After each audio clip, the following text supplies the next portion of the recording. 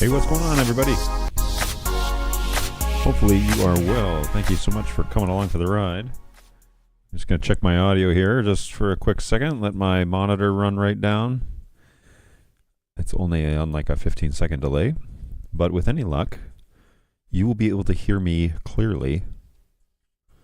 Wait for the music to go away. Wow, that music is... Okay, that sounds all right. Let me know in the chat how it sounds to you. I have done some adjustment, you might notice. Mostly because whoops, that screen's not right. I did some adjustment because I was noticing I wasn't really sending very much audio to... What the... Now it's working. Okay. I was noticing that... Hey, how's it going, everybody? I was noticing that I wasn't sending very much audio to YouTube. It was appearing that I was doing it on vMix, but it was kind of low, and it just seemed quiet. When I was doing some of the shorts editing for a couple of weeks ago, I just thought, yeah, we're not sending enough out there. So I did some testing, and I decided to use a standard outside of vMix, because vMix is basically at this point reporting that I'm like almost clipping inside vMix. Now my processor is not clipping. Okay, it's got tons of headroom, so the processor's not clipping. The audio interface into the computer is not clipping. Everything inside the X32 is not clipping. But vMix reports that I'm extremely close to the edge, which is fine. I certainly don't want any issues, because that is the software that I'm using to process. Yeah, that's the, I'm processing my show out to YouTube from vMix. And so I certainly want things to coincide. However, I decided that instead of relying on vMix, and I have lodged a complaint about, I have not to vMix, but I have vocalized a complaint about vMix in the past, and I'll reiterate that here. But I decided to use Studio Monitor with the dB meter and the readout to standardize the amount of audio that's going to the stream. And I'm shooting for -12 dB on that scale. So before, when I was using vMix, before when I was using Studio Monitor, I would be somewhere in the -16 to -24 range for audio. And now my voice is consistently hitting -12 whenever I'm talking. And so the audio level should be turned up, and you shouldn't have to put... Now, the reason why I went down this rabbit hole, two reasons. Last week, I think Randy or somebody pointed out, hey, your audio seems a little quiet. And that may have just been a device, whatever. I hadn't changed anything, but I was inside Studio Monitor. I thought, okay, let's use an independent, audio meter to kind of standardize it where I want it to be. And then I sent audio to YouTube, and I played music, and I was getting, kind of in Studio Monitor, it was showing up at like -16, -18, somewhere in there. So I thought, okay, well, let's standardize to -12, because the next spot inside Studio Monitor is actually 0, right? So somewhere between -12 and 0 is where I want that to land. I want it to land on the lower half of that scale. And so if I'm hitting -12 on a consistent level, I felt like, okay, let's shoot from there. Let's record some stuff, see what it sounds like. I sent a test stream to YouTube. YouTube seemed to like it. Then I recorded some videos, test videos, and I monkeyed around with the levels of the audio just to kind of get a consistent sound. And then, of course, when it gets processed at that level, we get a little bit of compression action as well, so that it creates a pretty consistent sound. So I'm using Studio Monitor, oddly enough. I feel a sneeze coming on. I'm using Studio Monitor to kind of standardize the audio going out to YouTube, because there's not an audio meter in YouTube Studio anyways. And so you have to figure out what level you want it to be at. But then YouTube also does some compression, and it also on the video, and it also, I don't know, does something with the audio. So hopefully it sounds pretty good. I know the music was a little loud to start, but again, I was pushing that music to -12 just to kind of get a consistent sound. And part of it is because I want you, when you're watching the pre-show, to set the level on your device or your computer or whatever, and then when I show up, it's not drastically different. I'm not too quiet or I'm not super loud. I'm delivering the same level when I speak. Now, what I heard at the start of the show was it seemed like the music and my voice when I was talking over that transition seemed like you probably couldn't make out what I was saying. Maybe you could. I couldn't from my phone, but as soon as the music started to fade, I came through nice and loud. So probably we'll set the music a few decibels less so that when the show starts, you can still hear me clearly, and then the music will fade out. And this will be the level for the show. So, there you go. All right, let's jump into the chat and see what's going on. Hey, there he is. Hey, how's the weather? Yesterday was in the 50s, but today is currently 35 going up to 45. I know for you Canadians, that's single digits, but we're not at 45 yet. We're only at 35, so that's probably, 2 or 3, somewhere in there. My conversion may be off. It's been about 15 years since I've had to do that active conversion. So anyways, it's in the single digits, but you are probably, under snow at this point? So well done. And I've been watching the Ontario schools shut down. They shut down yesterday. I think they dug out last night, and they're back in school today, from what I know. But I could be wrong. I don't keep a close eye on the weather situation in Ontario. My parents just stay in their condo all the time, so I'm not worried about people. My brother is a couple years older than me, and he is self-sufficient, so I'm not worried about him either. It's mostly all of the other drivers on the road, many of them who have never driven in snow before, because immigration is a big thing in Ontario. So that's more of the worry, is people who don't have experience driving in bad weather. But Ontario knows how to handle snow, that's for sure, and so does Canada. So they have the machinery to handle it. Now in Tennessee, they don't have any machinery because it snows like once a year. So they just let it shut down the city, which is insane. But as a Canadian, that is wild that there's no snow mitigation at all. That is just, when it comes, we just stop everything we're doing and we clear our schedules. I'm not complaining about that. I just think it's wild. So, hey, we can indeed hear you. Excellent. Yep, your voice level sounds pretty good. Excellent. Because, Angus, you are one of the standards on this show. If you're happy, then I know I'm pretty close. The music could come down about 3 decibels. Yes, so it was... See, here's another thing about vMix is the decibel changes inside vMix, in the control panel of vMix, is pretty... All right, well, maybe I'll get into this complaint now. My complaint is that the audio functions of vMix they leave a lot to be desired, mostly because the slider, the fader inside vMix doesn't seem to, I don't know what scale it's operating on, and then the actual audio meters. Like here's a great example. I don't have any additional gain running on my master output than what I'm sending it from this microphone. So you would think that those audio levels would be the same, but actually, and there's no automatic gain control, any of that. But so you would think that if I'm sending 100% microphone and it's hitting, -6 or whatever in vMix, that the master output would also read -6. But it's actually louder than what the microphone level is sending it.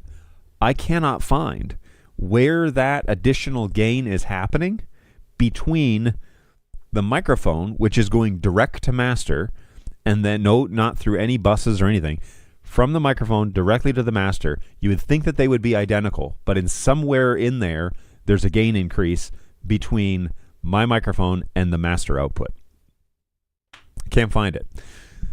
So I have learned not to really trust the audio levels inside vMix as like a way to give me information that's useful.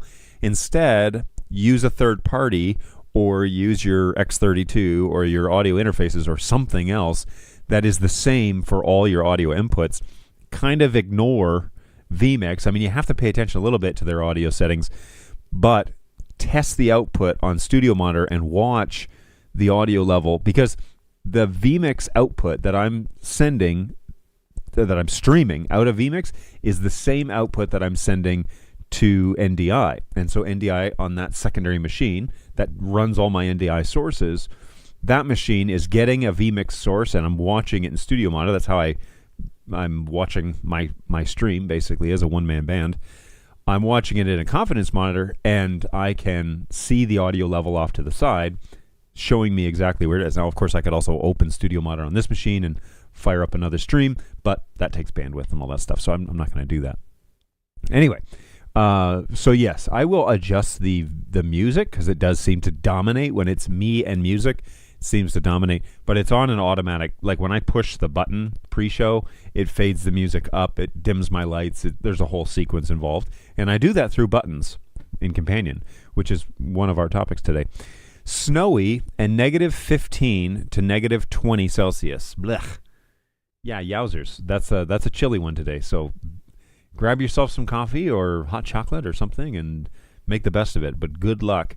Now, what's funny is in Edmonton, you just call that a Tuesday, right? There's nothing changes if it's snowy and -20. Here in Middle Tennessee, it is a beautiful day outside, and I can do you a solid here and actually show you the beautiful day outside. Let's go to, what shot should I use here? None of those. Okay, this is my front door. So let's start there. I'll kill the sound, and I'll make this full screen. So this is currently what we're seeing at the front door. The contrast of the sky. This is a Reolink doorbell. Works pretty well for what it is. And that shot, I believe, is the high bandwidth shot. There are three. There's basically like 1080p, 720, and then I don't know, like 480. It's pretty loosey goosey. But this is my front lawn, which is not much of a lawn. There's not much grass there, but it is a cool day in Middle Tennessee, but there's no snow on the ground, and it's sunny, which is amazing because we don't see the sun too often. It's mostly overcast. So I am looking at doing more Reolink cameras, but PoE cameras in the garage build. So yeah, we're good to go. Hey John, check your LinkedIn messages. I've got some photos to share and troubleshooting to walk through. Yeah, it takes a lot to shut us down. All right, I'll jump over to LinkedIn, because that is a place that I should hang out too. Okay, so yoink, Angus has sent some photos here. So he's got a new computer rack that okay. So we've got a new. Man, that is pretty well done. That's so nice and clean. Yeah, I like that a lot. That is very pretty.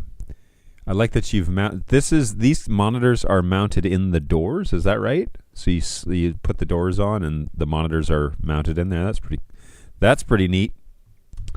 Let's be sure that we open VLC and get that going. So that no audio from that. Oh, you know what it is? It's this one right here, I think. Nope. Hold tight, everybody. Wait a minute. Oh, it's just because it's down. That's why. That's pretty neat. There we go. And that's pretty loud. Okay, so this is very pretty. Well done. She's so tidy, and I do like this the desk function where you basically just roll up in anything and put your desk up. That's awesome. I do like that a lot. All right, so we've got a troubleshooting. Angus says, I'm dealing with a show-stopping issue related to Blackmagic desktop video updates. I'll go through it in the chat. I'm doing looping testing to see if it's reverting the drivers. Oh, okay, we'll stop. Okay. See the results here. So we're going to leave LinkedIn. And let's just have a little look-see at the problem. Here we go.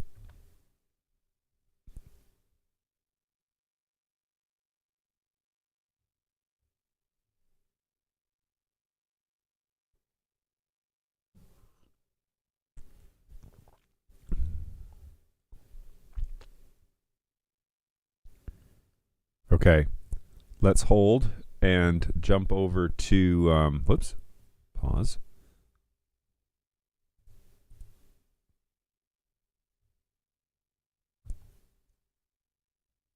Let's jump over to socials. All right, here we go. The tables are the rack ends. Yeah, that's cool. The monitors are totally separate. Front and back covers, that is. Yeah. That is a beautiful rig. Well done. Well done. It's a great machine. So I'm having issues on my DeckLink 8K Pro G1. SDI inputs will randomly freeze and quit working until I reset the input in vMix.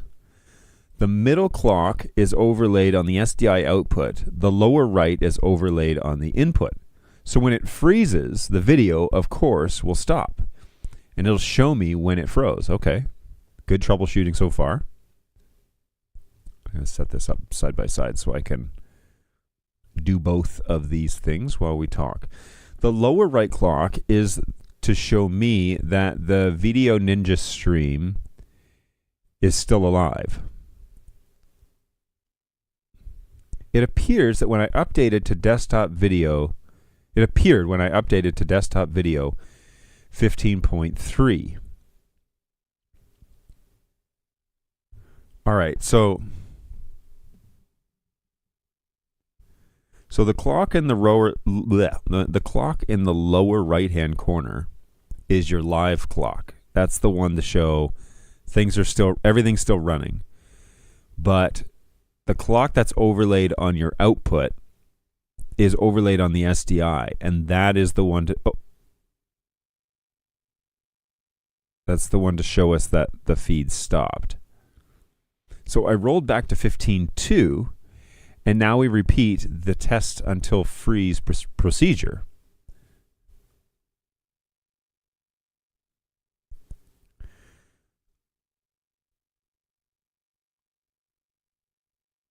Okay, I haven't seen it freeze yet. Is this a live, like, are you sending me a live feed?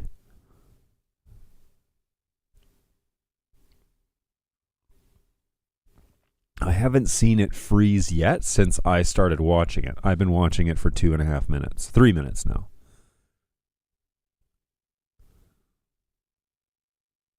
This is a great little test video you have here. All right, so I will move this over here so I can share this video again with everybody. So this is, oh, my face is over the, sorry. Yes, this is live. Very cool. Okay, so I haven't seen the, I'm gonna just elevate myself here. Oh, whoops. That's not what I meant to do. What's going on here? This one. Layers. All right, because we want to see the clock on this. And then this is full screen on my computer. Yeah, so I haven't seen it change. Or I haven't seen it freeze. Ooh, I like that. It's very Alaska-like.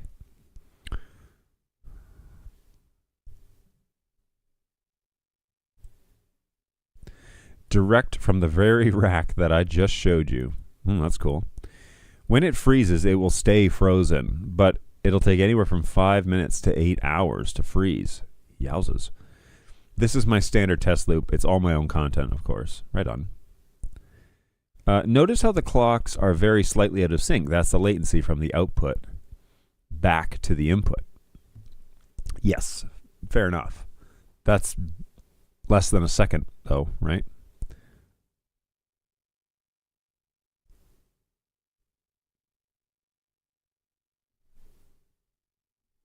It looks like that was Jasper, Alberta.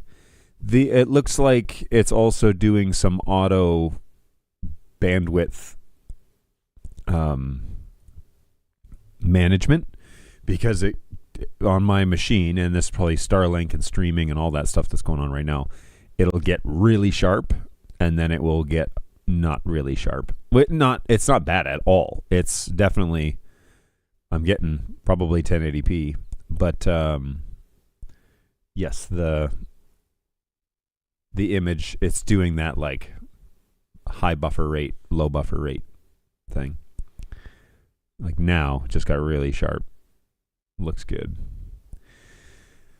Very cool. So that's pretty neat. You think that the update has caused some sort of issue with you said the SDI, it'll stop. Let me look down here again and read now. So when it freezes, the video of course will stop, and it'll show me when it's frozen. SDI inputs will randomly freeze and quit working until I reset the input on your Decklink 8K Pro G1. Okay. That is an interesting problem.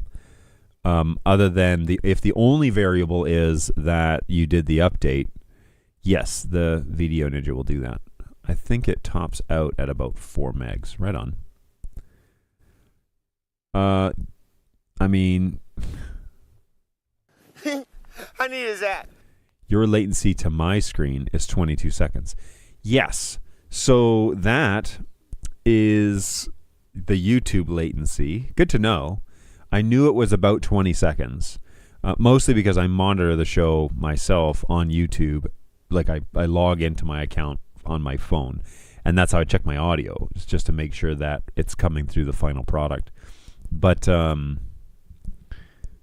yeah, that's my, I guess I could turn it up to like super low latency, but yes, it's incredibly frustrating. I bet.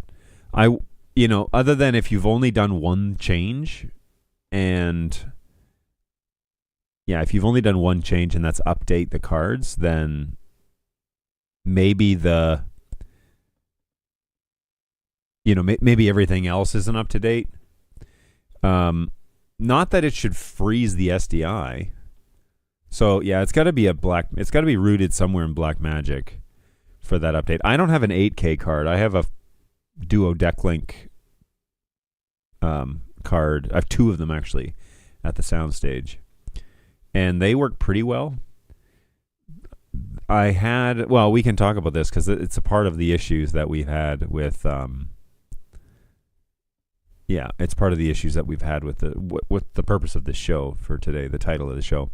I have another vMix machine running desktop 15.3 with a Decklink Duo 2. That's what I've got. And it's been doing the same test so far. No issues at all. Yeah, so it's got to be that specific, that 8K version then. Yeah, that's the only change. The vMix folks suggested reverting to an earlier desktop video version. Yes, as they do. I remember when I was over at my previous employer and we asked vMix, hey, vMix is crashing now with this full NDI, and they said, well, why don't you try reinstalling the entire operating system? And I was like, this is not a troubleshooting step. If the problem with your software is that it's not working correct on Windows, I should have to reinstall vMix. That's reasonable, I think. But to reinstall the entire operating system, that seemed a little extreme. And today's non-sponsor, finally, Ember Mugs. Keep your coffee hot and your creamer curdled with a little Tim Hortons maple-flavored coffee today on this chilly Tennessee morning. I decided, all right, I'm going to not take the Santa cup this time, and I'm going to use my black Ember mug to keep the coffee hot. So it's been great. I actually regret upgrading to the 8K. Wow, it's not as versatile as the Duo 2. Well, I'm sure you could sell the 8K and buy at least 2 Duos, right? If it doesn't serve your purpose, then because 8K, in what occasion are you needing to send 8K? And maybe you have a fully legit reason, by the way. I'm curious, though, because I don't know many productions that are doing full-on 8K. Okay, so this is a good little pathway into what I wanted to talk about today. So last week, I encountered an issue with ProPresenter over at our soundstage. So we have a oh, Angus says, yeah, I may well do that.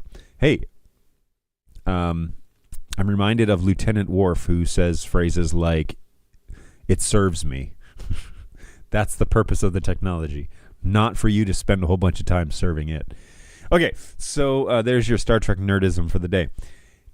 So I encountered an issue with ProPresenter last week, and it's an error that I've had show up multiple times in actually on my home machine here. So I have a Mac Mini that runs ProPresenter where I build our weekly presentations and then I upload them to Dropbox and I pull them down from Dropbox on the other side. Well, last week I got this strange error that said something about proto helper error 1. Yeah, I don't know. It was very bizarre. But it seems that I may be the only one that's really having this issue. And if I jump over, where are I wonder if there's a way that I can see my posts. Your content. There we go. Oh, that was easy. Published posts. Here we go. So the error is this one. The operation couldn't be completed. Protohelpers.protobuff serializable error 1. So I posted this on the ProPresenter users group back in July 17th, 2024, because I was having the issue here on my computer. And yes, it was baffling. So then I posted that, and then last week I posted again, hey, does anyone know, or I think I shared it again and said, hey, this message is now popping up on machines at the church. Still no idea what this is. Apparently it has to do with the playlist import process. And my friend Dan Scheibner said, that's just pro being pro, which was not helpful. But you'll notice that nobody else has commented on this, meaning that I don't think many other people are getting that error. So that error was common, shows up all the time on my machine here at home. Well, it started showing up on the machine in the studio, or on the Mac Studio at the soundstage, and I couldn't import the playlists to ProPresenter. Now, that I've never had an issue syncing things here, but it would fail and give me that error right when the playlists went to, synchronize with Dropbox. So I did everything I could possibly think of other than restarting the machine, because when I restart the machine, I lose remote control of that computer until I physically show up and reconnect it, which is a terrible problem to have. Anyway, Friday night, I could not figure out what I was going to do. And I actually have a backup machine, which has been malfunctioning, which is a MacBook Pro, which also does the exact same synchronize. And I was able to synchronize to that one, no issue. It was just going to the studio. So what I ended up doing was uninstalling ProPresenter, basically changing the libraries to say, old, which is a way that you break the link to ProPresenter. And then I opened a new version of ProPresenter. I had updated all of them, thinking, all right, well, maybe it's finally breaking because I haven't updated these things in a long time. So I updated to the latest version, and nothing worked. When I would open the new version of ProPresenter, it would still give me that error when I tried to sync, and now I wasn't really able to sync anything. So I restarted the computer, and I broke the libraries again, reinstalled again, and then restarted the machine, and I lost control of it. So on Sunday morning, I knew that the MacBook Pro was working, synchronized. I just had to fix the little error that we're having where it's not actually sending to our constellation. So I'm not really too sure what the deal is there. But when I went to the soundstage on Sunday morning, I logged into the computer, the studio computer, opened up ProPresenter, and was able to sync without the error showing up, which I thought was odd. But that means 50% of the battle is fixed, and I didn't necessarily have to rely on the MacBook Pro, getting that online, in order for it to work. The disadvantage was that it erased all of my macros and all of the integrations that I had. So I had to rebuild all the essential ones, and then I had to spend part of Sunday afternoon rebuilding the rest of it. So thankfully, I know what changes I've made and what things I need. I had to rebuild the stage displays. I had to rebuild all of the multi-viewers. I had to rebuild all of that stuff that machine runs. But I was able to do it in time enough for service and for our stream, and then I was able to kind of redefine everything after the stream to get the future ones up and running. So we're in good shape there. We're recovered. The error is not happening again, and so we will see going forward if that error gets reproduced. Well, unbeknownst to me, I did not know that by updating to the latest ProPresenter 7 version 21.0.1, that would render Companion useless. And there has been an announcement in the release notes that version 20 was going to be the last version that the ProPresenter module in Companion was going to be usable, and they were going to get rid of that and switch over to a ProPresenter API module. So it's not the end of the world. However, if you're familiar at all with Companion or Buttons Companion or any of those versions, you do know that you can't just swap out the module for another thing. You have to rebuild all your buttons. Well, the ProPresenter integration on, well, and I could pull it up, I guess, but the ProPresenter integration that we do on that machine is almost exclusively, with the exception of about 3 buttons, is almost exclusively ProPresenter, which means that if you have 24 buttons that are programmed to work with, come on. Oh my goodness, I keep fat fingering this. So if you have there we go. If you have a couple dozen buttons that you're using, and I can pull up the position editor here and then share this on the screen. See here, we have several purple buttons, and the purple buttons are my ProPresenter. It's just the way that I can kind of categorize what it is that we need to do. So all of these buttons broke. The ones I knew that Companion was still working, buttons was still working, because we could click on Light Key, which is an integration with Light Key, so that we can change the lights on the stage from the Stream Deck. And I use this same functionality in the production booth as well, but all of these purple buttons were broken. And so I had to go in, not only rebuild all these buttons to work, but I also had to rebuild all of them. These are props inside if you're familiar with how ProPresenter works. These are all props that I had to rebuild because they all got erased with the reinstall of ProPresenter, which was kind of okay because it gave me a chance to kind of make them better, as that happens. So I was able to make them better, but all of these now have to go through something called the ProPresenter API, and the actual module itself is I got to use a password for this. One moment.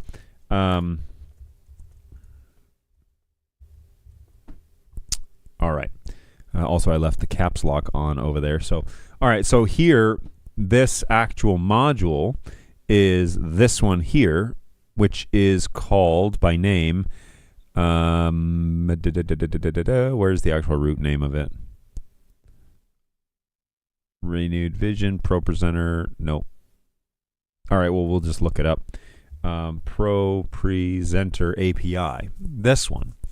So if you click on this, it's already added, but ProPresenter Renewed Vision ProPresenter API is the new module. This one, Renewed Vision ProPresenter, which was the standard for, up until version 20, was the one that everybody was using, and then abruptly the latest update cut all of that.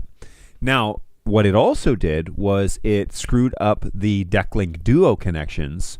So if you're using DeckLink Duo, which many of us are, to convert outputs or alpha channels or whatever into SDI, so you can go into your Blackmagic switchers or constellations or whatever it is that you're using to switch video, it also breaks that connection. So not only then do you have to update ProPresenter, but then you have to go in and you have to update all of the Blackmagic video stuff. So you've got to open Blackmagic Video, update the driver, update the card, and make sure that's all working.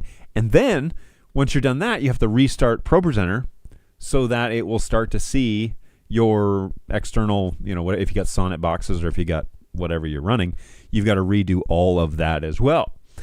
I didn't know any of that until I got in on Sunday morning and had 1 hour before we needed to basically start running rehearsals. I did go a few minutes early. I went 15 minutes extra, made my family get up and to go in a little earlier because I knew that if I needed those 15 minutes, I would regret not going in early. But if I didn't need them, I would not regret being there 15 minutes early. So it made the most sense to go in early and not need them, which was the case.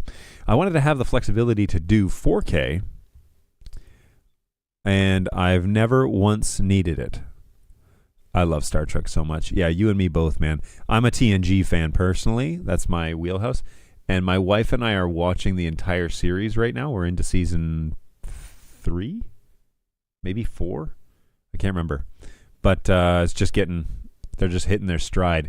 We just got done at McKinley because the Enterprise needs a refit after their first encounter with the Borg, which was so we're in season 4 because the Borg end season 3, episode 1, and then Measure of a Man, and then season 2 starts with the Borg as well, and them recovering Captain Picard, and then the next episode is them at McKinley, which is just off of Earth, where they're repairing the Enterprise, and then that's the episode where Picard goes back.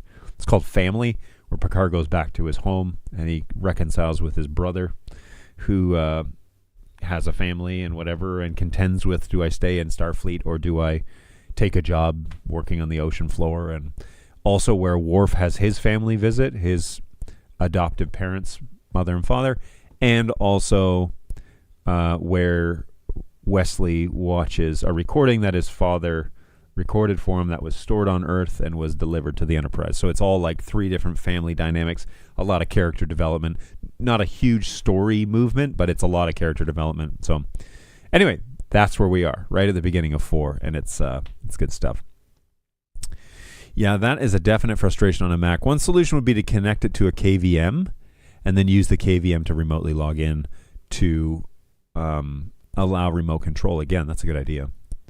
Should definitely do that. I have a GI iNet KVM I use on my Mac Mini for exactly that purpose. All right, I'll have to look that product up. I'm not familiar with it. Could it be an issue with the file syncing in Dropbox? I know Sync on Demand is mostly broken on Mac OS. This sounds like an absolute nightmare. Yeah, it was a doozy. But I kind of had the confidence of I could probably get the MacBook Pro functional and we could fly manual for the day. Thankfully, we didn't have to do that. So the TNG seasons 3 and 4 are so good. Nightbot appears to be grumpy with me. Yeah, what did you do? It did say, hey, you're not spamming, though. Here, you know what I'll do? I'll fix that. Because I'm not too worried about you. So you are here on the regulars list. So I don't even know why it did anything. Let me look at the logs. Mr. Worf, fire. Yes. So that's the end of season 3, right? Well done. The periods, that would have been fine. I'm not too sure why they put you out on that. But anyways, you are listed as a regular contributor, so it shouldn't it shouldn't have blocked you for any reason. Anyway, so yes, we are there. I don't know what the next episode is, but we will move forward. Picard is obviously back on the Enterprise now, and Worf had a good family moment. Later in the season is, I think, when he meets Alexander Roshenko, and then that child goes to live with his grandparents for a while. So they are talked about again in the series. But anyways, off to off on a tangent for TNG. I do love it, and I have it in Blu-ray. Of course, it's cropped down to 4:3 because that was the way they filmed it, but still great. Still really enjoying it. Okay, so we can jump back into this real quick, and let me go through what the fix was for all of that mess. All right, so here the big fix for ProPresenter changing over. So when you update to 21. ProPresenter you need to use the module called ProPresenter API, and that is ProPresenter-API at time of recording here today, which is, what is today, the 11th of December, 1.0.5. That's the latest stable version. And in there have all the API commands that you're used to. They are named differently now, so if you have a clear all command, it used to be just be clear all, like you could just select that one and it would show up here on this list. Now it is called clear operation, and then you have to select group, and then you have to select all because you're clearing multiple things.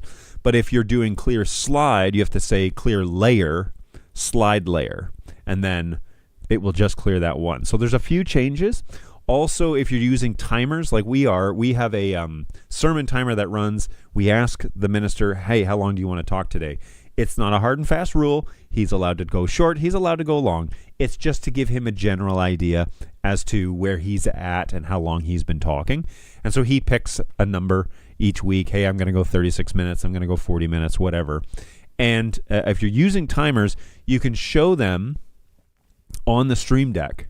But you can also allow it that when you press this button, it starts the timer.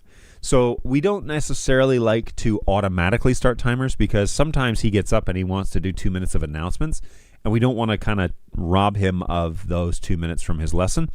So we manually start it. Well, instead of going into ProPresenter, going to the timers page, scrolling down to the timer she needs, and clicking the play button, which is not intuitive at all, I've programmed this button to basically show the amount of time that the minister has picked. She puts it in, before service starts. It'll reflect it on the Stream Deck. But then when he starts actually preaching, she clicks the button and the timer begins. And we can actually test this function by clicking here, and it begins the timer inside ProPresenter. So this is actually over at the soundstage. Now, when the next action is the ability to stop the timer and then also release the time or reset the timer. So here, if we were to test this function, it would stop the timer. All right, 52:42. But when she presses the button, it stops it. And when she releases the button, it resets it. So she can stop and reset, and then we're ready for next week. So it's nice that Buttons gives you the options, and Companion as well, that there's a press function and a release button. It also allows you to do precision changes. And so I could set the next slide function to be, instead of a press button function, to be a release button. So if we're going for precision lyrics or scriptures or whatever, she could press it and hold it. And then when she releases it, that's the trigger that sends the next slide. So if we're really concerned about precision, you can say, okay, go ahead and press the button, hold it down, and then when you need to change the slide, release the button, and that's the trigger, which is another level of, if you're just pressing the button, you may not notice that it happens on the release. But if you want, you can press and hold, and it will not do anything, and then you can release it, and that's when the slide moves.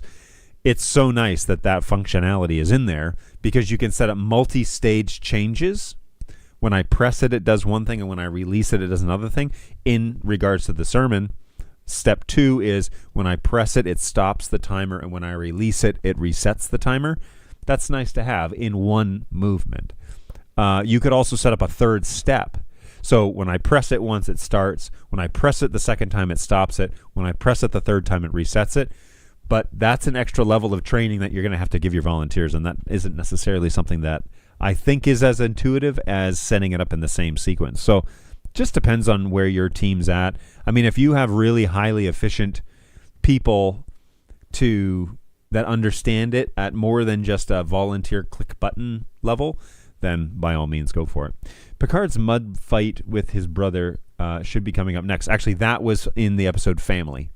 So that just happened, and Picard is now headed back to the Enterprise for the next mission. So we have that episode has happened. All right. So the fix to maybe your ProPresenter is not working. It's not working with Companion anymore after you updated to 21. You have to change the module, which means you probably have to reprogram your buttons. So don't delete your module, your ProPresenter module, when you're doing the changeover, because you'll be able to see the difference between the two. But instead, you'll be able to like pull it up, add an action. Let me show you how I do this here. So you go into the button that you want to use, right? And if I were to hypothetically do this again, I want to say previous slide. What you can do is you can add an action, and all of your previous instructions are here. You can even turn off that functionality on the button and set it up here, trigger operation, yada, yada, yada, and then make sure it looks correct, and then you delete it. You delete the function that you want here, and then that will, you can clean up each of your buttons systematically. It does take time, and although this is frustrating, I actually appreciate the chance. Look at it this way, positive way to spin on this. I appreciate the chance to maybe clean up the interface, but also make it better. One of the things that I changed in this when I was forced to reset it was this logo button was set here on the main screen, but we actually use Slido more often than we do logo. So I made a prop for Slido, which is a QR code and a little thing that says, join us over on Slido to ask your questions. Slido, we use that every week. Now I've made it a prop, so I don't have to put it inside ProPresenter anymore. I actually have it as a prop. I'm going to skip this version of 12.1. Again, there's another update to be done. I just did the update on Sunday. So here, if we go over to props, this is the Slido prop, and that Slido prop is yoink like this. It says scan this to join our Q&A for this week's lesson. And if you're downloading the mobile app, you can sign in with just the little passcode that we have here. But people can just scan it, and then it loads them into Slido as an anonymous user, and they can ask questions about the sermon or the lesson or about our congregation or whatever they want directly there in Slido. Well, it's now a prop. And so when you click it once, it goes on the screen. And then when you click it again, it goes off the screen. Well, okay, if we were to take the next logical step here, and let's go ahead and make this close. Let's go here, Slido, and I trigger this prop. Now you'll notice it lights up. It also shows on the Stream Deck green, meaning Slido's on the screen. And then if I say, okay, clear prop, she clicks it, it will then disappear from the screen. So it is a nicety that I can send that prop onto the screen, and we can use it as a lower third or whatever we want to do. So it is very convenient, and we have multiple buttons, multiple things that here. Let's go into a show real quick, and I'll show you kind of now. Okay, so we'll put a script up. This is what shows. This is what gets sent out. I convert this to alpha and bring it in as key and fill. But this is what my gal sees. This is her functionality inside ProPresenter. This is what she sees when she's running things. Okay, she sees what's going out. That's a live output, and then she has a timer. She has a video input timer and the sermon clock timer. But then, if she's running this from ProPresenter or from Stream Deck, if she clicks next slide, it will advance it. You can see it there on the multi-viewer. It will advance to the next slide if she just wants to use the Stream Deck button to do that. But if she needs to clear for some reason. Sometimes I tell her, hey, I need you to clear all because, I want it totally clean. Let me slip over here. So I do this, and then I say fire. It will clear the lyrics for her or whatever it is that we're using. If I want her to start timer, boom. See, the timer starts inside ProPresenter. It's very convenient. And then I want to stop timer, and I want to reset timer. All those buttons now work inside of Stream Deck. The video timer is really nice because I do have my team tell me, especially if it's a longer video, I have my team give me like, hey, 20 seconds left, 10 seconds left, all that sort of stuff. So if we fire a video and then we go here, it should show that there's 18 seconds left on this video here on the Stream Deck button. So that's a handy little thing to have. And then again, we can clear all. So it clears the screen. If we want to clear slide, clear music, clear prop, sometimes we're using those functions. And then the current stage display, this trigger is actually to change the output of our stage display. So we have a stage screen. This is what that is. And when there's a slide up, this is what the stage display looks like from the screen. There is current slide, next slide. Okay, that's what this yellow is. And then over here in the corner is a preview of what's going on. So if I fire the video, it actually shows on the stage display what's going out. So if I click on this, it shows that's a live video of what's going out of ProPresenter. And in that instance, there are occasions where we want to change the stage display to a different version. Okay, so if we click on this button here, it should change it to something else. The reason why I want this changed, I'm going off on a bit of a rant here. The reason why I might change my stage display to what's known as current slide only, it only shows the slide that's on the screen. The reason why I might do that is because we have people that are reading and they see the next slide coming up and they start reading the next, and then when we change it, they get confused as to where they are. And so we purposefully, usually for people that are reading live on the screen off of the stage monitor, I purposefully only put up one slide at a time so that they don't miss the next slide. But when we have music, okay, so I'm going to go here. When we have music, songs, and we're singing like this, my musicians know how to use this. They know what's coming up next. In the event that my slide person isn't fast enough with the slides, or maybe I'm training somebody new, the people on stage can see what's coming next, which is really important because you don't want to screw up lyrics in a song. So, all right, there is the whole setup for there. So that's why that stage display button, which is right here, this stage display button shows us what the stage display is showing. Okay, so current and next slide, that's what's currently being shown on the stage display output. And if we click it, all right, if I click that button, it changes to current slide only. So it says, like if I've got a scripture reader up there, we want to change it, and it then will show us correctly, okay, the current slide is only being shown on that screen. But then when I have my musicians on stage, I want to be sure that stage display is showing current and next slide. And that is then this here. The reason is I want my ProPresenter people to be able to change that on their own because they're looking at this screen, which is their own multi-viewer. So they can see current slide and next slide, but they're not monitoring the stage display.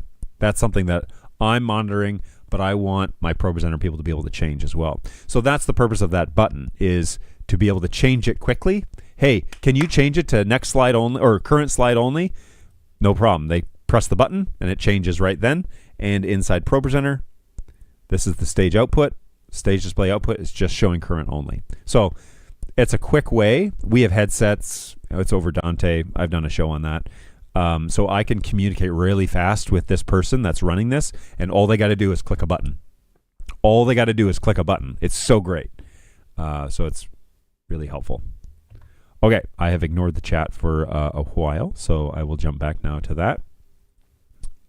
Hey, that's such a good episode. Yeah, Family, that's a great episode on Star Trek. What is going on, Stockwork Orange? How are you? Welcome, welcome. Hey, I use the release function to abort delayed actions so that I have to hold the button for a second to do the action. Most of the time for power off a device or record stop. Okay, so you use the release to abort an action, meaning that you have to hold it down in order to... That's a good idea. Fascinating. There is also a functionality that I need to go to the soundstage to test. Let me go ahead and clear this and lock this screen. There is a functionality over at the soundstage. I'm using an X keys for my production side of things. So me calling cameras and me actually video switching. I use an X keys 64, which is a great device and can run with Companion. Well, with the latest update, ProPresenter update, it broke the Companion module as well, not just the button one. So let me log in here and I can show you that. Okay, it's already open.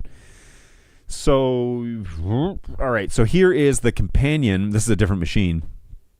And in here, I'm rearranging these buttons, but it broke these ones down here. And so I had to download the new module, which is not hard, guys. Like, we go connections, and then we install ProPresenter API, and then this is the old one, Renewed Vision ProPresenter, and now we're using Renewed Vision ProPresenter API. So this is the one that you want to start using from here on in.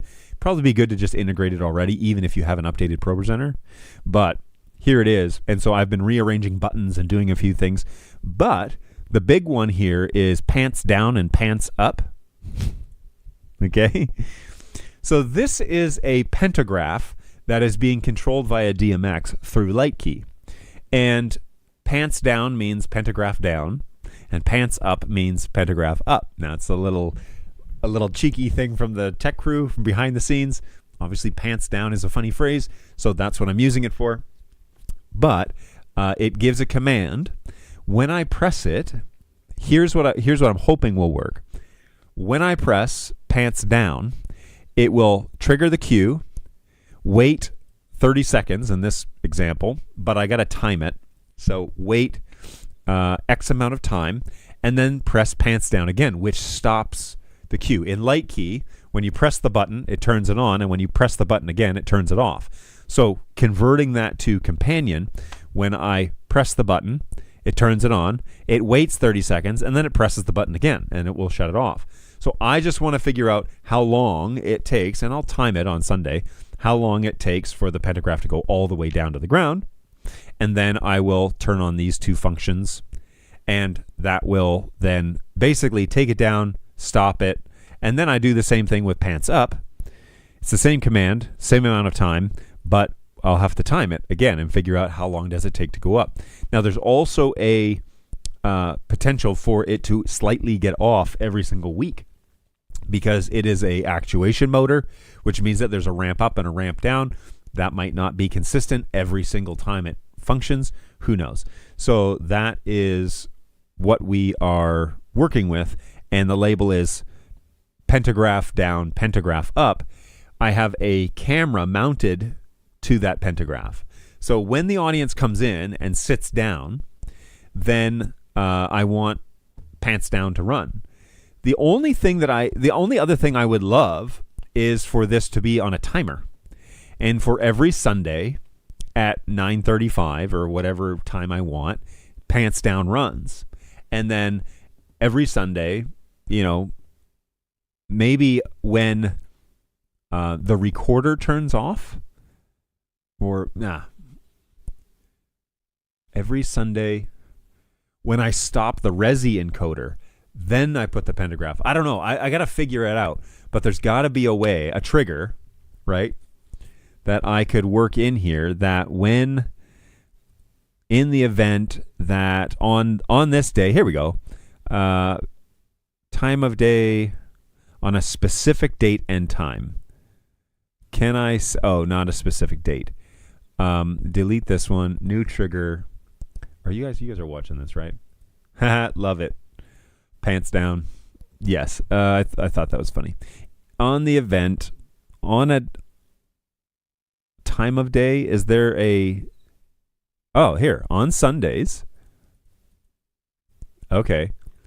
At 9, what time do I need? 09, nope, that's 8. 09, what time? 32:00. And add conditions. Ooh, can I add?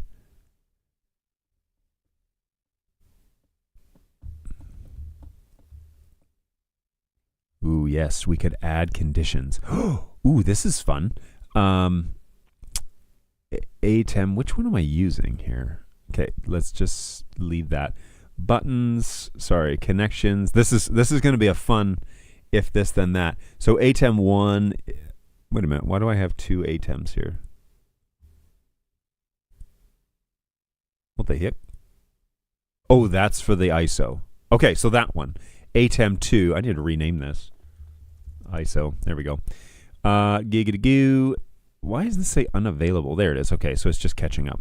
So when the ISO, ATEM 2 ISO, thank you, save. Okay, this is going to be so fun. We are. Okay, good.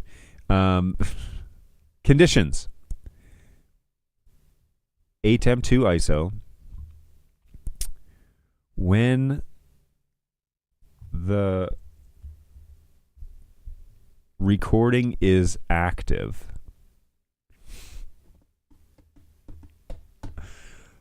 when we are recording.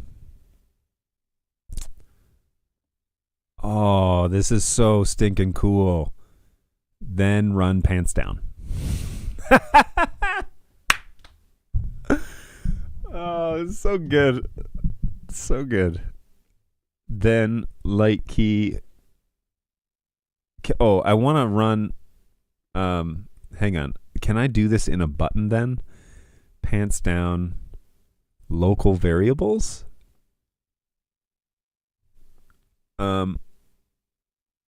Timer is what I want. All right, I'm gonna figure this out because this is gonna be so stinking cool. Because the only time that this should run on a Sunday is when we are live and recording, and we record every Sunday while we are we record all camera outputs. So if a great indicator that we are live is that if it's Sunday morning, if it's 9:32, because we'll be underway by then by 4 minutes, and if the ISO is recording, those 3 variables, then lower the camera. So that may need to be put here. Let's say pants down, automation, Sunday, in the event with the condition, then I'm going to open a second window here so I can see the button, the actual button command. Light key trigger Q. Whoops. So here, actions, trigger Q. Whoops. Light key, trigger Q. All right, let's make these look identical. All pages down 0.5. All pages, Q name down, fade time 0.5. Wait 30 seconds. We're going to just do 30 seconds and then boink again. Oh gosh, I love Companion. Oh yeah.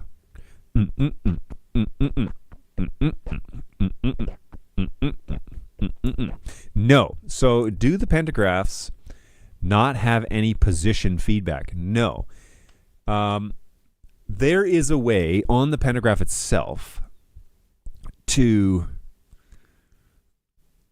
All right, there.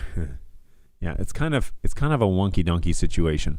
So let me pull up the actual pantograph itself. I know we've done a show on this before, but by the way, I'm still watching your.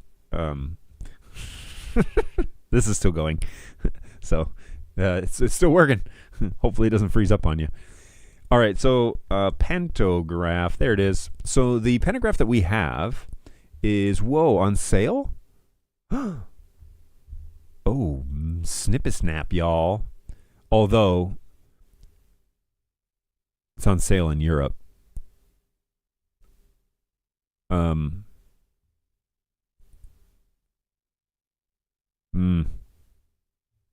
Wow, that's a good price. Okay, so the pantograph we have, this is from Europe, is this guy right here, the SWIT GA PT30E DMX motorized pantograph. And the shush, ma'am. This unit has the ability for you to go in through the interface and to set limits, like high and low limits. Unfortunately, the interface on it really sucks. Like, it needs to be, they need to have a web interface where you could plug a Ethernet cord into it and get to the interface that way and set your settings. But it's very manual, and so you have to go in and like click these little 3 buttons on the front, and it's a mess. So I haven't done that. And it's also mounted up in a ceiling, so I haven't done that. What I have done, though, is set limitations on, like, right now, the way that it's set up is I press the pantograph button, I watch it go down, and I press it again, and it stops. And then I press the up button, and it goes up, and then I press it again, and it stops. That's all I really wanted at launch. Now, it's been 6 months since we've had it, so I probably should figure out the automation side of it, which is what you're witnessing today inside Companion. But the beautiful thing is that it does communicate with Light Key. It's a very basic DMX setup, and so we learned the hard way about that, but it is now functional and works pretty well. It has a really strong motor on it. The thing that you got to be careful about is if you don't set a bottom limiter, which I haven't, and you click pantograph down, it will go all the way down as far as it will go. With this is a 16-footer. And then it will come all the way back up halfway. And then your commands are reversed because you clicked down and it went down. The actuator motor turned. And then when the wire got all the way to the end, the actuator motor continued to turn. And so then it started pulling it up, right? Because if you think about a wire that goes all the way out, right? It unwinds, goes all the way out, and then it stops, and then it will start coming back up. Well, then the pantograph is going down, bringing the pantograph back up, and it will stop halfway. That's as far as the actuation motor will go. Man, this was confusing. So you really want to set limits before you install it, but you kind of have to install it, and we were scratching our heads even how to get this DMX thing to work, and it was quite a mess. So I didn't do that, but instead I think I can set the limits inside Companion. One thing that you want to be really careful about as well with this unit is, I have noticed, if you press up and the actuator motor goes all the way to the up, it will error out. And then the little light on the front, there's a little yellow light that's on the front of the unit. It will flash yellow, whereas the correct status is supposed to be on yellow solid. So it will sit there and flash yellow and potentially not allow you to extend the pantograph back down. So lessons learned about the SWIT GA PT30E pantograph run by DMX, which is amazing. It works really well. I just wish that it was a little more intuitive, and it really isn't. So we saw these at NAB this year. Whoa, year's not done yet. This year we saw these at NAB and thought, okay, that's what we want to get. And here we are. So anyway, good little unit. We did have to ship it from Europe, and then the tariffs killed us. So that was a bummer, but it is what it is. So back to reality then here. Let's jump to this guy. So the auto pants down is, I want this unit to do this on its own. And in order to do that, we need some conditions. We need some time of day conditions. And then I want it to automate, because if I can automate it, then I can just change the buttons themselves. I don't need this 30-second thing. This can just be a quick adjustment thing. And then, yeah, that'd be great. I probably should get on there at least and figure out the limiter going up, because I'd like it to auto turn off on its own going up, right? Just to go up to the max and then stop. But as it is right now, I don't have that option. So then you could make a timer, This timer's currently off. We could duplicate this and say pants up and change the timer to, well, we're usually done at, I don't know, a 10. Oh, no, not a timer. Pants up if if the recording is changed to stopping, and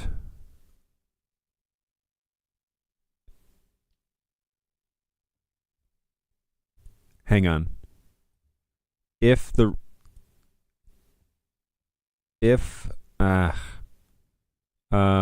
Let me think this through here, because I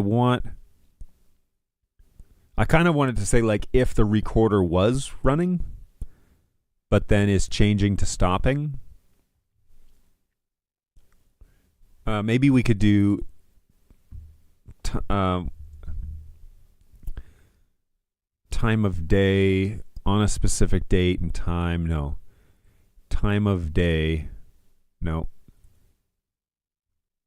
That's on 15.2 now, by the way. If it freezes, I'll revert down one more version and try again until it's reliable. Well, you had it working on 15.2, right, at one point? So hopefully, if it stays steady, then I guess we know. It's just a bummer.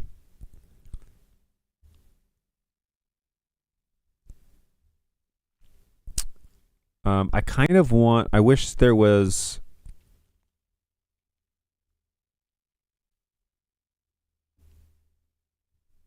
What is variable change? Variable to watch. Oh.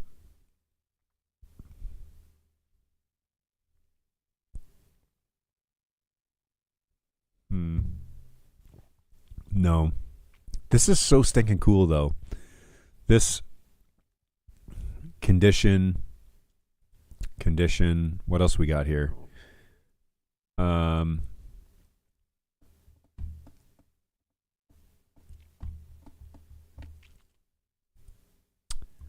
Oh.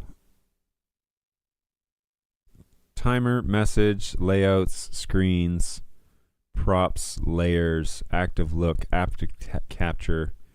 I wish that there was a add events, maybe? On button press.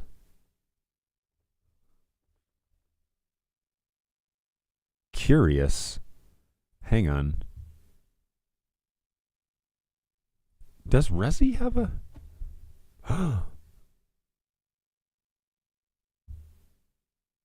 Resi Studio?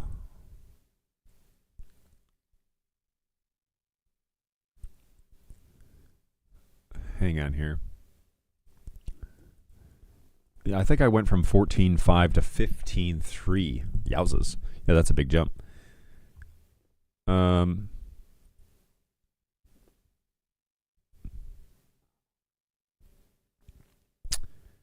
Does Resi have a module, a connections module? Resi has a decoder module. What is the studio? What is that? Add latest Resi module.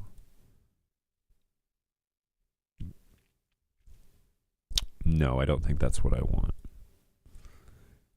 Deleted. Okay, so...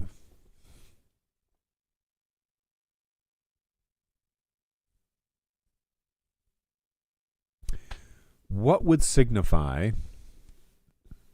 Here's the thing. The Pentagraph brings down a camera that is right over top of the audience. And so I almost need a trigger that happens every week at the same time.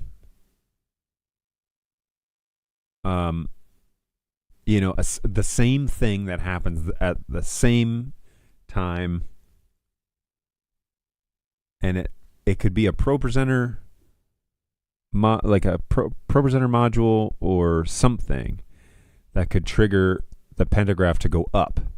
So if we stop the recording, that's a good sign. Go ahead and trigger the Pentagraph to go up if we stopped recording. The only problem there is if I test record. So conditions, what internal conditions? Collection, enable, surface, when check step, when pushed, when collection is enabled, match a specific status. Yeah. Over the audience. Those are code words for configure it right the first time around. Yeah. Well, yes, you don't want it to bonk anybody in the head. And it won't go that far down. It's a 16 foot, but the ceilings are 22 feet. So fully extended is what I want. But the trick is being sure that it goes up before the audience stands up, right? So it needs to happen during the ending of service, and I'm just not too sure if stopping the because we don't stop the recording. Well,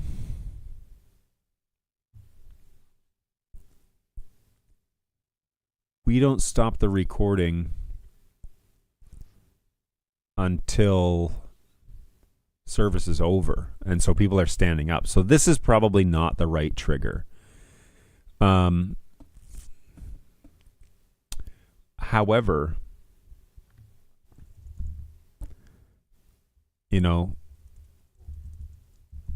is there a command for light key?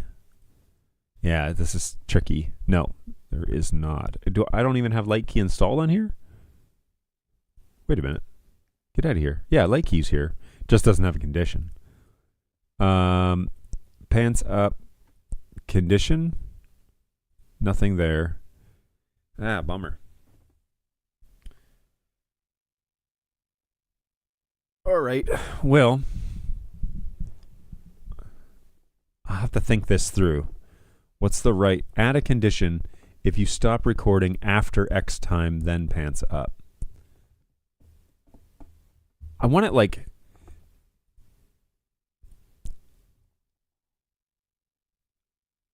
All right, so let's walk this through logically here. Recording ISO. What's the difference here between ISO enabled and let's look at both of these. ISO is enabled. Okay, so no, that's not the one we want. Delete that. Is stopping. And then internal check value. Maybe.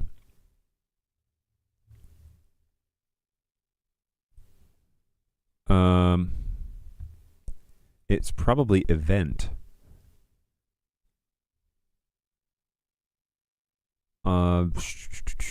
Where could it be? Time of day? Is that... See, this isn't after the time. This is on the time.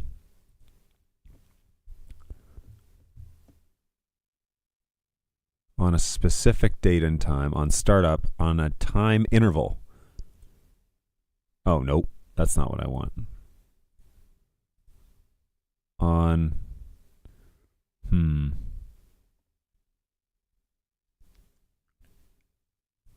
Press record after.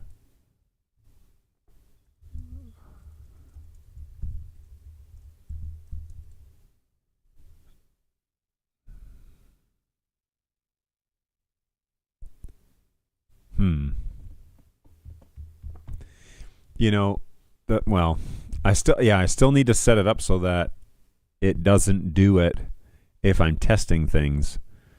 I just need it to trigger. I need like a time frame, like from 10:15 on a variable change, variable to watch. time? Time of day.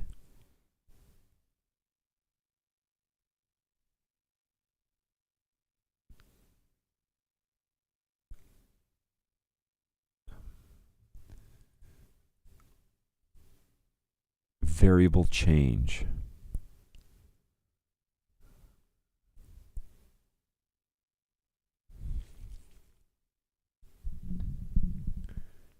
$12, time of day.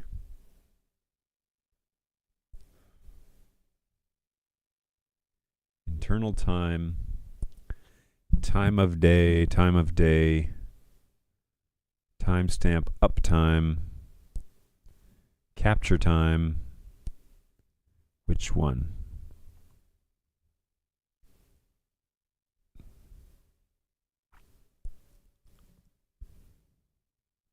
Time of day, 12 hours. Time of day. If I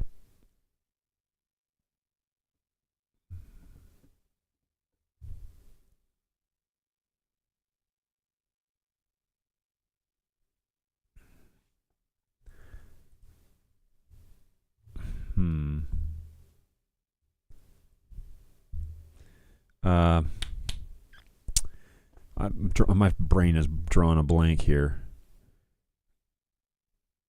There's so many.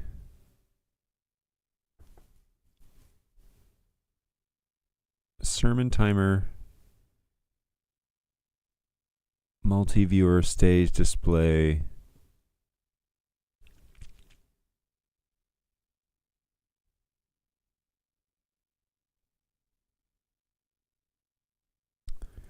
Whoa.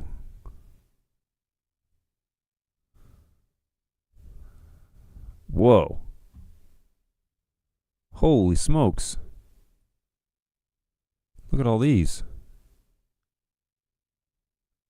My goodness, there's just a few variables to watch, eh?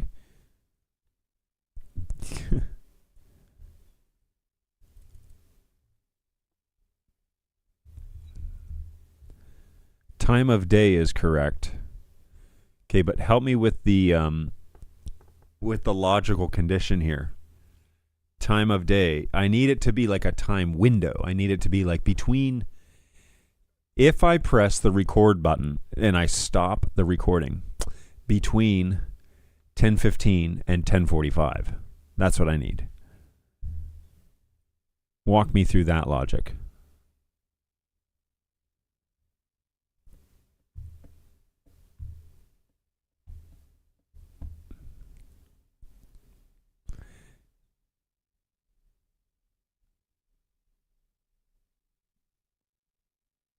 Time of day.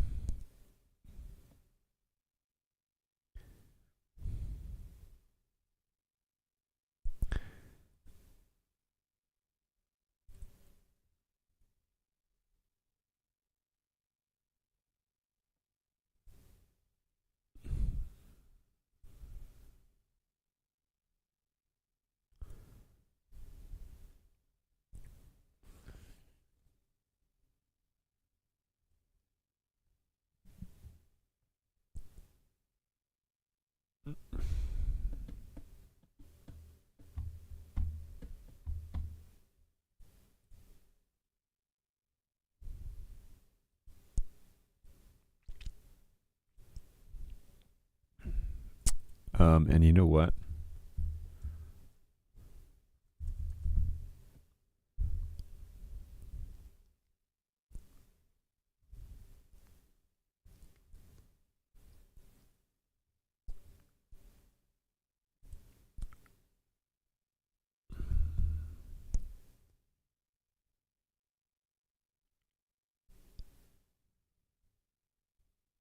So do I need to? Oh no. How do I tell it? So the event is watching the time. How do I tell it what time? Do I have to do like this? Input not valid.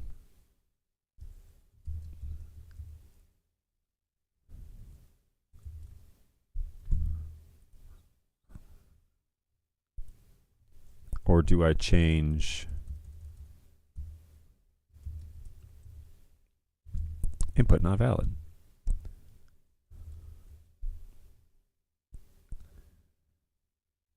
Time, hour, and minute.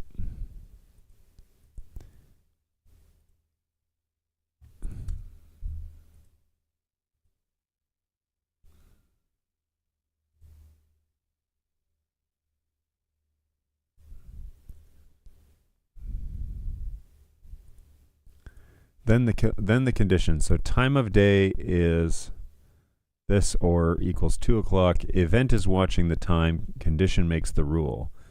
So time of day. Time of day. When internal time changes to what? Where do I put in the time? Do I need to put it here?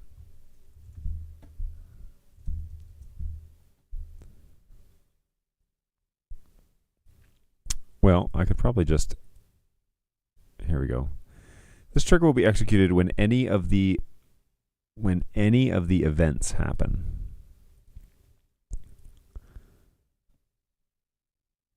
On variable change, time of day, hour, minute, internal,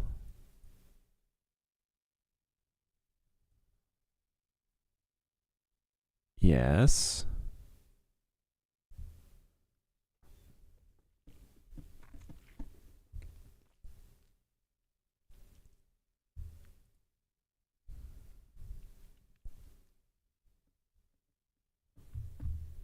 See, this one makes sense because it's like on this time, time of day, time and days.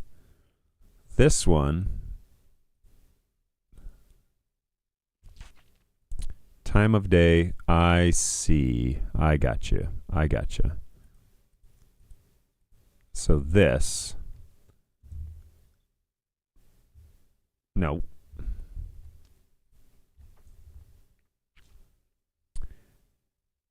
$10:15.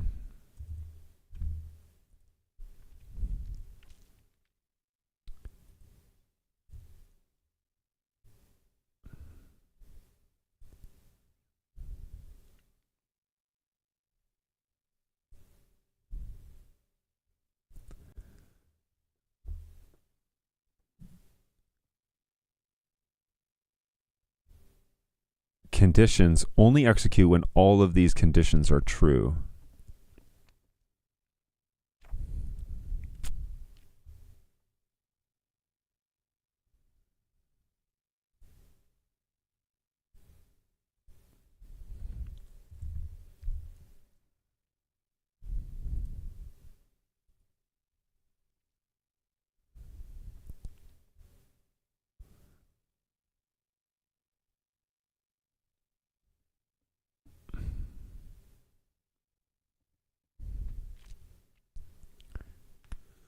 Pants up automation. When internal time changes, Sunday 10:15.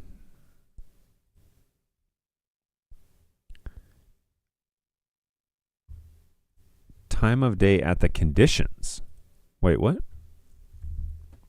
No. This must be painful for you to watch me try and fumble through this. I'm so sorry. If only there was a giant search engine, then I could probably figure this out in 2 seconds. You would think that, ooh, I can create a collection. That's cool. Let's call this pantograph or pants. Pants. And we're going to drag this into pants. Pants. Cool. All right. So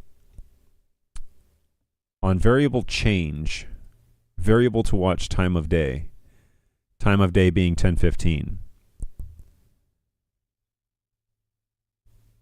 So is this any time after 10:15 or is this on 10:15? That's what I'm confused about.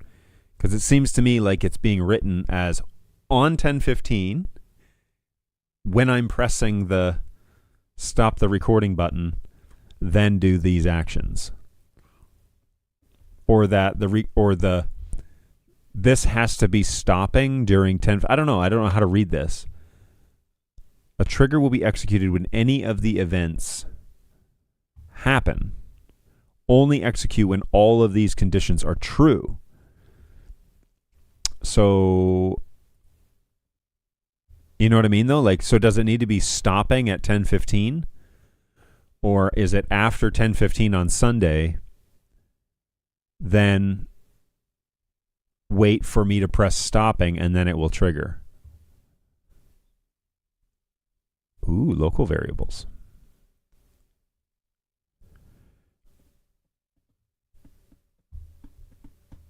Local variables are not yet supported by all modules or fields. Fields which support local variables can be identified. Yeah, so I'm not too sure. I may just have to Google this because companion. Hang on. Let's go here and ask.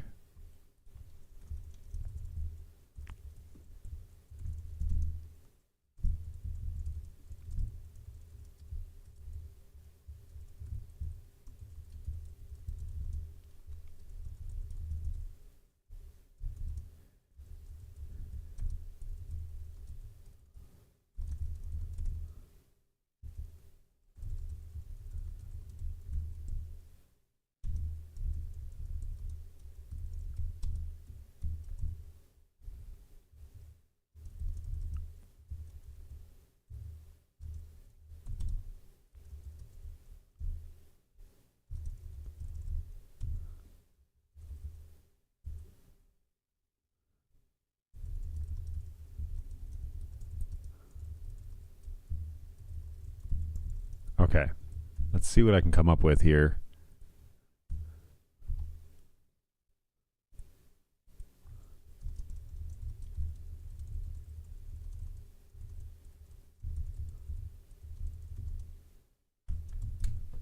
See if this is a good enough description. Come up with some ideas. Stop recording command, light key module, time-based condition. Ensure that the module is... All right, let's go back to this here. Add connection, got that. Add connection, add connection. Stop recording basic. Okay, create the time-based trigger. So, go to triggers, make new trigger. Trigger name, Sunday, no, event. Hang on, it thinks that I want to stop the recording.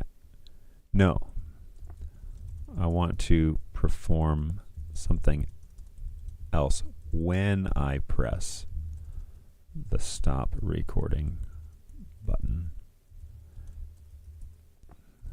in a time window on Sundays, 10:15 to 10:45 a.m.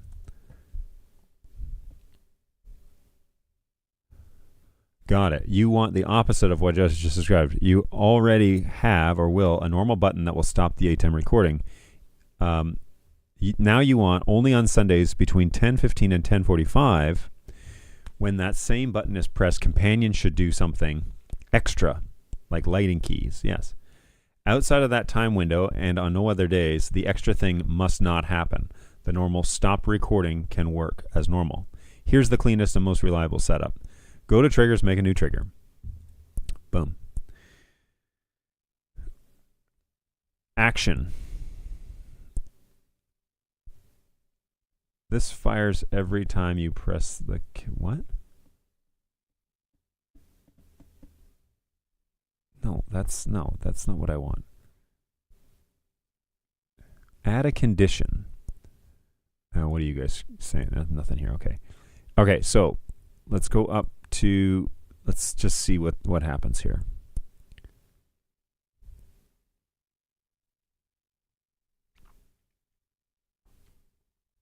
This says add a condition variable.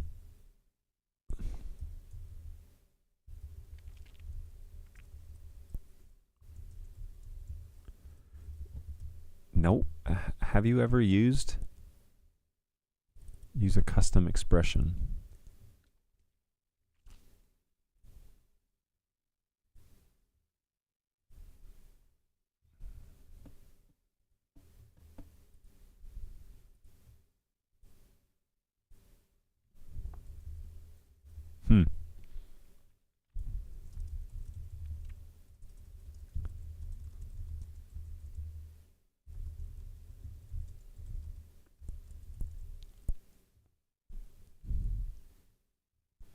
Create trigger. Events.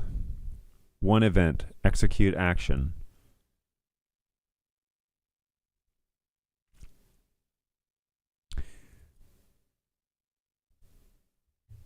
All right. Events.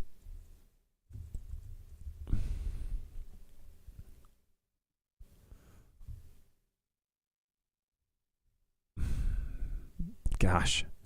On a condition becoming true. Condition is ATEM is stopping.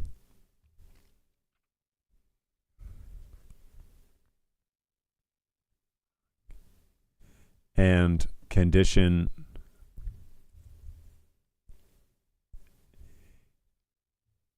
variable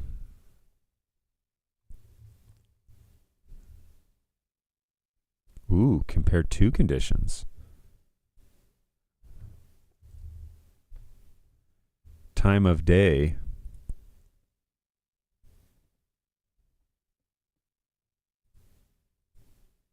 against argument time of day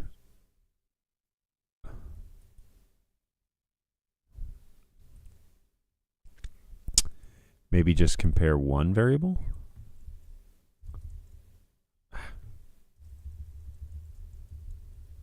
Check value.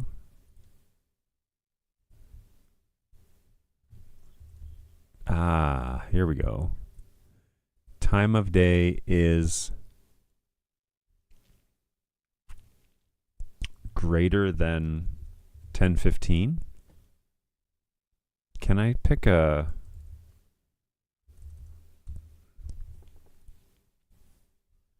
and condition date?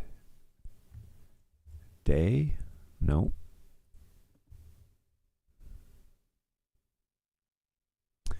Oh man, this is a head scratcher. It's going to be tricky.